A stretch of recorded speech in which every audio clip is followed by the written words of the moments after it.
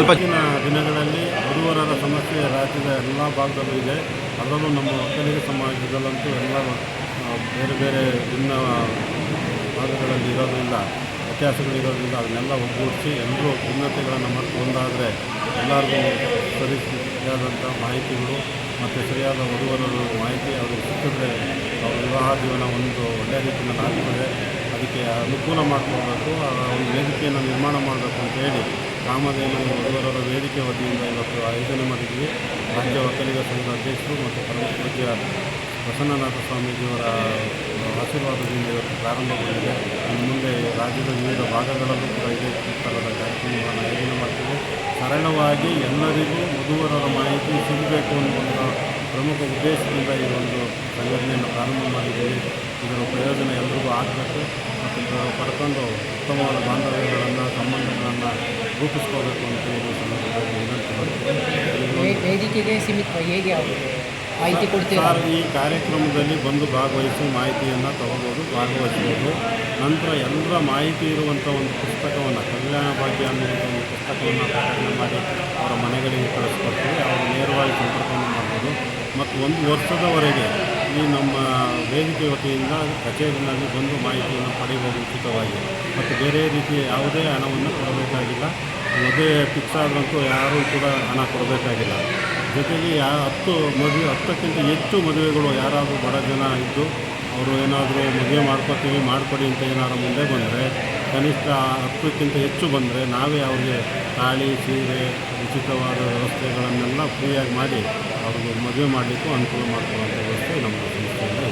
ನಿಮ್ಮ ಹೆಸರು ಸರ್? ನನ್ನ ಹೆಸರು ರಾಮಸ್ವಾಮಿ ಅಂತೇಳಿ, ಕಾಮಧೇನು ಒಕ್ಕಲಿಗ ವಧುವರ ವೇದಿಕೆ ಪ್ರಮುಖ ಆಯೋಜಕ. ಸಂತೋಷ ವಿಚಾರ, ನೆಲಮಂಗಲದಲ್ಲಿ ಒಕ್ಕಲಿಗರ ವಧುವರರ ಅನ್ವೇಷಣೆ ಕಾರ್ಯಕ್ರಮ ಮಾಡಿದ್ದಾರೆ. ನಾನು ಸಹ ಕಾರ್ಯಕ್ರಮದಲ್ಲಿ ಭಾಳ ಖುಷಿಯಾಗಿ ಭಾಗವಹಿಸಿದ್ದೀನಿ. ನಮ್ಮವರದೊಂದು ಕಾರ್ಯಕ್ರಮ ಮಾಡಿದ್ದಾರೆ ವಧುವರರ ವೇದಿಕೆ ಅಂತೇಳಿ, ಇದನ್ನು ಒಂದು ಅನುಭವ ಪಡ್ಕೊಂಡಿದ್ದೀನಿ. ಅದ್ರ ಜೊತೆಗೆ ಇವತ್ತೇನು ಒಕ್ಕಲಿಗರ ಉಪಜಾತಿಗಳಿದ್ದಾವೆ ನಾವೆಲ್ಲ ಒಂದಾಗಿ ಆರ್ಥಿಕವಾಗಿ ಸಬಲರಾಗಿ ಇವತ್ತೇನು ಪರಿಸ್ಥಿತಿ ಇದೆ, ವಧುವರರಿಗೆ ಇವತ್ತು ರೈತಗಳು ಆತ್ಮಹತ್ಯೆ ಮಾಡ್ಕೊಳ್ಳೋಂಥ ಪರಿಸ್ಥಿತಿ ಬಂದಿದೆ ಇವತ್ತು. ಆದರೆ ಅಂಥ ಪರಿಸ್ಥಿತಿ ಯಾರೂ ಆತ್ಮಹತ್ಯೆ ಮಾಡ್ಕೊಳ್ಳೋದು ಬೇಡ. ಇವತ್ತು ಹೈನುಗಾರಿಕೆ ಕೂಡ ವಿಶೇಷವಾಗಿ ಇವತ್ತು ಪ್ರಗತಿ ಹೊಂದ್ತಾ ಇದೆ. ಅದರ ಜೊತೆಗೆ ಎಲ್ಲ ಜಾತಿಗಳು ಒಂದಾಗಿ ಒಕ್ಕಲಿಗರೆಲ್ಲ ಒಂದೇ ಅನ್ನೋ ರೀತಿಯಲ್ಲಿ ಸಂಬಂಧಗಳನ್ನು ಬೆಳೆಸ್ಕೊಂಡು ಒಂದು ಒಳ್ಳೆಯ ರೀತಿಯಲ್ಲಿ ಸಂಸ್ಕೃತಿಯನ್ನು ಬೆಳೆಸ್ಕೊಂಡು ಮುಂದಿನ ದಿನಗಳಲ್ಲಿ ಒಂದು ಇಂಥ ಕಾರ್ಯಕ್ರಮಗಳನ್ನು ಯಶಸ್ವಿಯಾಗಿ ಮಾಡಿ ನಾವೆಲ್ಲ ಒಟ್ಟಿಗೆ ಹೋಗೋಣ ಅಂತ ಹೇಳಲಿಕ್ಕೆ ಹೆಮ್ಮೆ ಆಗುತ್ತೆ. ಈ ಕಾರ್ಯಕ್ರಮ ನೆಲಮಂಗಲದಲ್ಲಿ ಮೊದಲಿಯಾರ್ ರಾಮಸ್ವಾಮಿ ಅಂತೇಳಿ ಅವರು ಆಯೋಜನೆ ಮಾಡಿದ್ದಾರೆ, ಭಾಳ ವ್ಯವಸ್ಥಿತವಾಗಿ ಆಯೋಜನೆ ಮಾಡಿದ್ದಾರೆ. ಈ ಕಾರ್ಯಕ್ರಮಕ್ಕೆ ಸ್ವಾಮೀಜಿಯವರು, ಪ್ರಶಾಂತಿ ಸ್ವಾಮೀಜಿಯವರು ಬಂದಿದ್ದರು.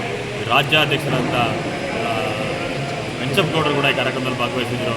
ಮುಂದಿನ ದಿನಗಳಲ್ಲಿ ಇದನ್ನು ಯಶಸ್ವಿಯಾಗಿ ಮಾಡೋಣ, ಒಂದು ಸಲಹೆ ಸಮಾಲೋಚನೆಗಳನ್ನ ಮಾಡೋಣ, ಈ ಸಮಸ್ಯೆಗೆ ಪರಿಹಾರ ಕಂಡುಕೊಳ್ಳೋಣ ಅಂತೇಳಿ ಮಾಧ್ಯಮ ಮಿತ್ರರಿಗೆ ವಂದಿಸಿ ನನ್ನ ಮಾತು ಮುಗಿಸ್ತೇನೆ. ಜೈ ಹಿಂದ್. ಹಾಗೆ ನಗರಸಭೆಯ ಅಧ್ಯಕ್ಷರಾದಂತಹ ಎನ್ ಗಣೇಶ್ ಅವರ ಶ್ರೀಮತಿಯವರು, ಹಾಗೆ ಮಹಿಳಾ ಸಂಘದ ಕಾರ್ಯದರ್ಶಿಯಾದಂತಹ, ಹಾಗೆ ಒಕ್ಕಲಿಗ ಕ್ಷೇಮಾಭಿವೃದ್ಧಿ ಟ್ರಸ್ಟ್ನ ಸಂಚಾಲಕರಾದ ರಂಗಪ್ಪ ಶ್ರೀಧರ್ ವೇದಿಕೆ, ಹಾಗೆ ವನರಾಜು ಅವರು ನಿರ್ದೇಶಕರು. ವನರಾಜು ಅವರು ಈ ಕಲ್ಯಾಣ ಮಂಟಪದ ಮಾಲೀಕರು ವೇದಿಕೆಗೆ ತೆರಳಬೇಕು. ಅನಂತರ ವಧುವರರ ಮಾಹಿತಿಯನ್ನ ವೇದಿಕೆಯಲ್ಲಿ ತಮ್ಮೆಲ್ಲರಿಗೂ ಕೂಡ ತಿಳಿಸಿಕೊಡಲಾಗುತ್ತೆ. ಯಾರು ನೋಂದಣಿ ಮಾಡ್ಕೊಂಡಿಲ್ಲ ಅವರು ನೋಂದಣಿ ಮಾಡ್ಕೊಳ್ಬೇಕಾಗತ್ತೆ. ಬೇರೆ ಬೇರೆ ಭಾಗಗಳನ್ನಾಗಿ ಮಾಡಿ ವಿಂಗಡಣೆ ಮಾಡ್ತಾ ಇದ್ದಾರೆ. ವೀರಶೈವರಲ್ಲೂ ಸಹ ವೀರಶೈವ, ಬೇರೆ ಲಿಂಗಾಯತರು ಅಂತೇಳಿ ಬೇರೆ ಬೇರೆ ಭಾಗಗಳನ್ನು ಮಾಡ್ತಾ ಇದ್ದಾರೆ. ಆದರೆ ಇದೆಲ್ಲ ಎಲ್ಲ ಜಾತಿಗಳಲ್ಲಿ ನೂರಾರು ಉಪಜಾತಿಗಳನ್ನು ನಾವು ಕಾಣೋದಕ್ಕೆ ಸಾಧ್ಯತೆ ಇದೆ. ಇವತ್ತು ಎಲ್ಲ ಜಾತಿಯಲ್ಲಿದೆ. ಈಗ ಮುಸಲ್ಮಾನರು ಎಷ್ಟು ಜನ ಇದ್ದಾರೆ ಅಂತ ಹೇಳಿದ್ರು, ಅದರಲ್ಲೂ ಬಹಳಷ್ಟು ಜನ ಇದ್ದಾರೆ. ಸಿಯಾಗಳಿದ್ದಾರೆ, ಸುನ್ನಿಗಳಿದ್ದಾರೆ, ಸೂಫಿಗಳಿದ್ದಾರೆ, ಪಠಾಣಿಗಳಿದ್ದಾರೆ, ರವಾಯಿತರಿದ್ದಾರೆ, ಬ್ಯಾರಿಗಳಿದ್ದಾರೆ, ಹಾಗೆಯೇ ಪಿಂಜಾಲ್ಸ್ ಇದ್ದಾರೆ, ಲಬ್ಬೆಕ್ಕಿದ್ದಾರೆ. ಹೀಗೆ ಹೇಳ್ತಾ ಹೋದ್ರೆ ಬಹಳಷ್ಟು ಅದರ ಒಳಪಂಗಡಗಳನ್ನು ನಾವು ಕಾಣೋದಕ್ಕೆ ಸಾಧ್ಯತೆ ಇದೆ. ಕೇವಲ ಒಕ್ಕಲಿಗರಲ್ಲಿ ಮಾತ್ರ ಇದು ಒಳಪಂಗಡಗಳು ಅಲ್ಲ. ಇದು ಬಹಳ ಮುಖ್ಯವಾದ ವಿಷಯ ಎಂದು ನಾವು ಯಾವತ್ತೂ ಅದರ ಯೋಚನೆ ಮಾಡಲೇಬೇಕಾಗುತ್ತೆ. ಹಾಗಾಗಿ ಎಲ್ಲಾ ಸಮಾಜದಲ್ಲೂ ಸಹ ಈಗ ಒಳಪಂಗಡಗಳಿದೆ. ಅದರ ಒಳಪಂಗಡದಲ್ಲಿ ಬಂದಾಗ ನಾವೆಲ್ಲ ಒಂದಾಗಿರುವಂಥ ವ್ಯವಸ್ಥೆಯ ಕಡೆ ಹೋದಾಗ ವಧುವರರಿಗೆ ಋಣಾನುಬಂಧರು ಪತ್ನಿ ಸುತ ಆದಾಯ ಅಂತ ಹೇಳುವಂಥ ಮಾತಿದೆ. ನಮ್ಮ ಋಣ ಹಣೆಯಲ್ಲಿ ಏನು ಬರೆದಿರುತ್ತೋ ಅದನ್ನು ಬಿಟ್ಟು ಯಾರು ಏನು ಮಾಡೋದಕ್ಕೆ ಸಾಧ್ಯತೆ ಇಲ್ಲ ಅಂತೇಳಿ ತೇನವಿನ ಪ್ರಣಮಪಿನ ಅಚಲತೆ ಎಂಬ ಮಾತಿದೆ. ನಿನ್ನನ್ನು ಬಿಟ್ಟು ಒಂದು ಹುಲ್ಲುಗಡ್ಡೆ ಸಹ ಅಲ್ಲಾಡಲಾರದು ಅಂತ ಹೇಳುವಂಥ ಮಾತಿದೆ.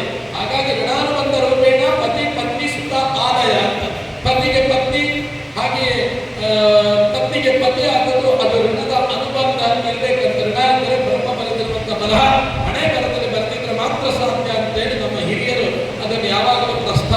ಅವರೇ ಇರ್ತಾರೆ.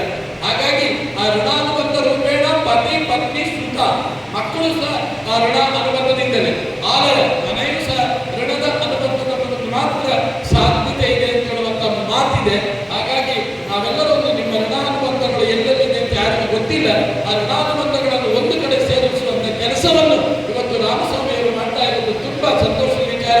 ಇನ್ನಾದರೂ ಇಂಥ ಕಡೆ ಒಕ್ಕಲಿಗರ ಸಮಾಜದ ಕಡೆ ಮುಖ ಮಾಡಿರೋದು ತುಂಬಾ ಸಂತೋಷದ ವಿಚಾರ ಅಂತ ಹೇಳಿ ನಾನು ಭಾವಿಸ್ತೇನೆ. ಖಂಡಿತ ಇದು ಉತ್ತರೋತ್ತರವಾಗಿ ಬೆಳೀತದೆ. ನಮ್ಮ ಕೆಂಚಪ್ಪಗೌಡ